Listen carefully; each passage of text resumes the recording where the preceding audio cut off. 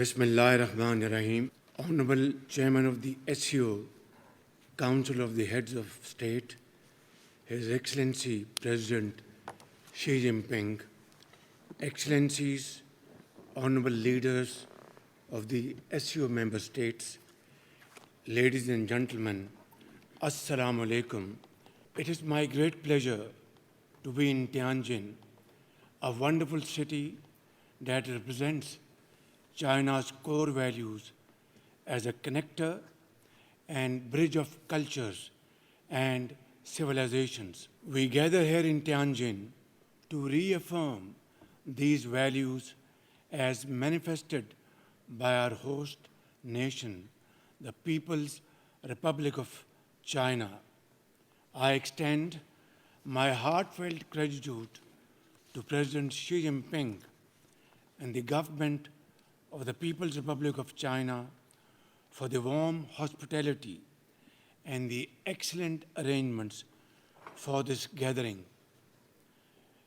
It also gives me great pleasure to offer my felicitations and warm wishes to brotherly country Uzbekistan and Kyrgyzstan as they celebrate their National Day.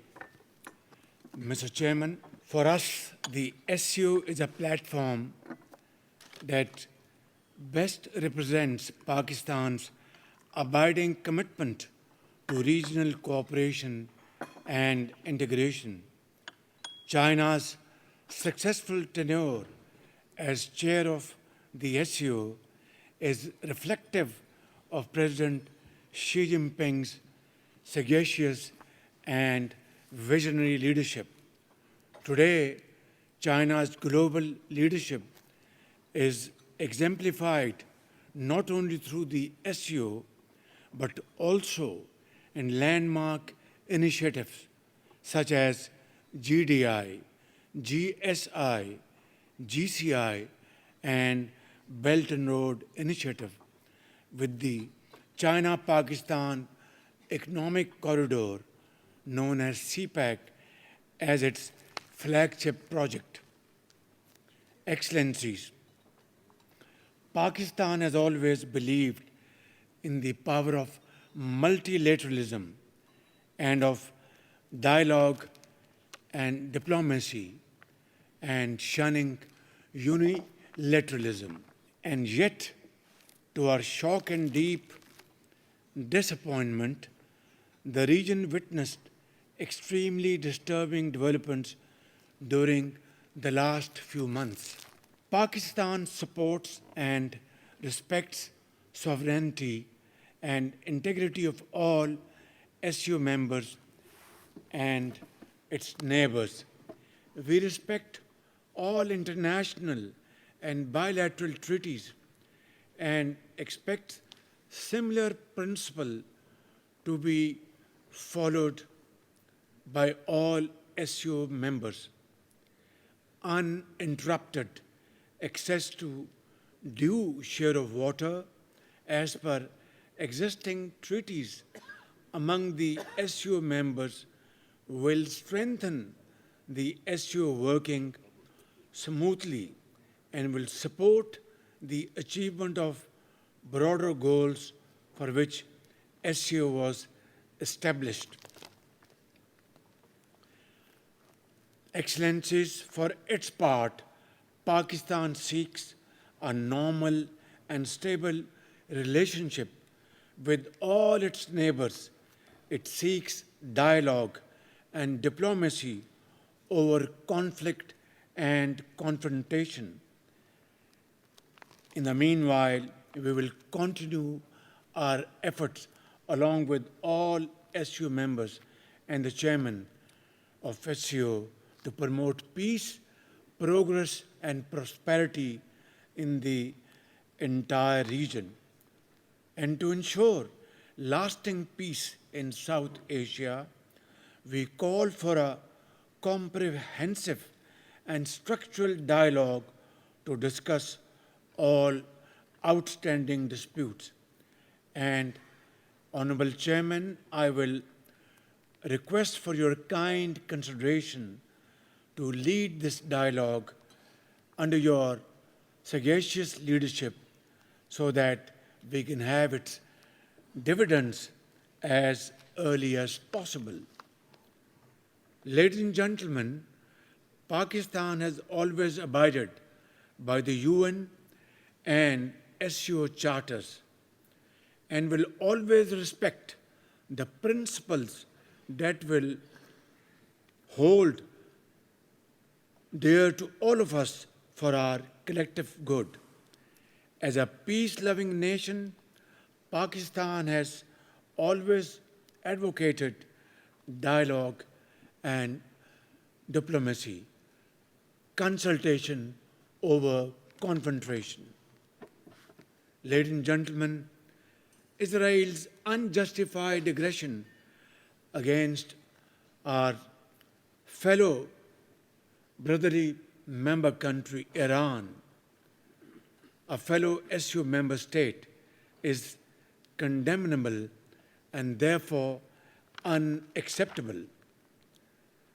Mr. Chairman, the suffering and starvation unfolding in Gaza is a festering wound on our collective conscience. We reiterate our call for an immediate end to this gruesome violence and heart-wrenching bloodshed in Gaza. Pakistan has consistently supported the UN-mandated two-state solution, that is, the creation of an independent state of Palestine with pre-1967 borders and Al-Quds al-Sharif as its capital.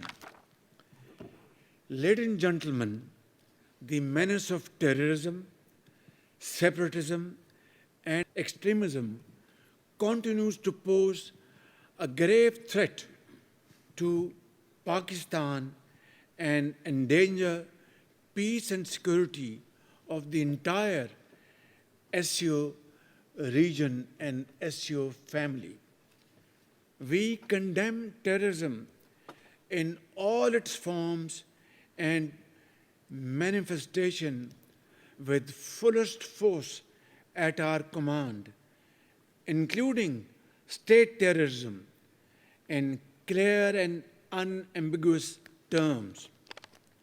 Those who have long used terrorism for advancing their political interest must know that the world no longer buys this fictitious narrative.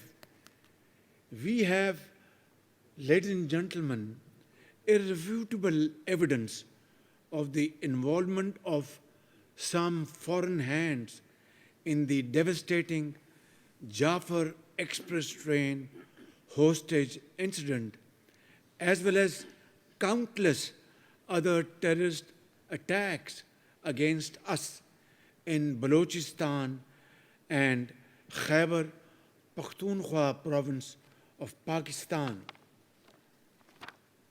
Ladies and gentlemen, Pakistan has rendered great sacrifices in combating terrorism, not only for its own self, but for the region and far beyond. And in the process, we have lost over 90,000 valuable lives, mothers, children, engineers, doctors, scientists, ordinary citizens, shopkeepers, our officers and sepoys of our armed forces, and endured economic losses over $152 billion, a sacrifice which has no parallel in the annals of history. And there cannot be a bigger manifestation of our unwavering commitment to defeat terrorism with the cooperation of all SCO members and the global powers around the globe. Ladies and gentlemen, Pakistan has always believed that a peaceful and stable Afghanistan, a brotherly country, is not only in our own interest, but that of the entire region. While we remain engaged in building our ties with the Afghan leadership to leverage them as economic partners and good neighbors, we hope that this cooperation with Afghanistan and our trilateral meetings between China, Pakistan, and Afghanistan will have positive results in times to come. Honorable Chairman, as SCO leaders, we have reaffirmed year after year the significance of enhanced regional connectivity. This requires efficient land, air, and rail transport corridors to ensure reliability of supply chains. Expansion of the China-Pakistan Economic Corridor, the flagship project of the Belt and Road Initiative, can serve as a practical demonstration of SCO's vision for regional connectivity and economic integration. Excellencies, as I speak before this August Assembly of Great Leaders, my country is once again passing through unprecedented torrential rains, cloudbursts, and massive devastation due to consequent flooding in 3 of our major rivers. These floods have resulted in the loss of huge numbers of human lives and has damaged severely our infrastructure, property, and crops as well, and loss of precious livestock. Ladies and gentlemen, we deeply appreciate the international community's, including China's, solidarity and sympathy and support with us, and I thank you all.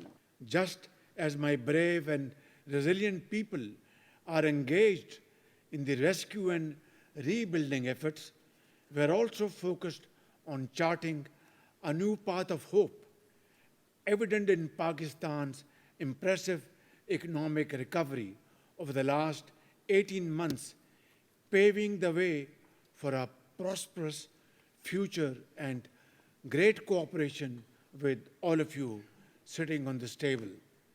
Our economic transformation plan is founded on 3 pillars: to expand our trade through export-led growth; 2, to explore new avenues for foreign investment in infrastructure, agriculture, AI, IT, mines and minerals, and energy, and to encourage innovation and research and development; and thirdly, to enhance revenue generation through comprehensive tax reforms in Pakistan under my watch like never before.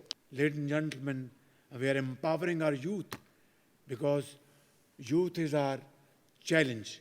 And in Chinese adage parlance, a challenge always carries with it an opportunity. And therefore, our youth bulge is a challenge as well as an opportunity. And creating exciting opportunities for them for their productive encouragement and meaningful employment. These efforts are already showing encouraging results with reduced inflation, a current account surplus, and a soaring capital market in the region. Excellencies, to conclude, I reiterate Pakistan's solemn and unwavering commitment to the SCO Charter and reaffirm our steadfast resolve to uphold the noble values of the Shanghai spirit. In conclusion, our journey ahead may be long, arduous, and at times it will be bumpy and uncertain, with scorching days and chill winds that would test our resolve, our patience, our commitment. But the destination we seek makes it all worthwhile, a future of shared peace, stability, and prosperity for 3.5 billion citizens of our SCO family members. Together, let us stay the course. I thank you all.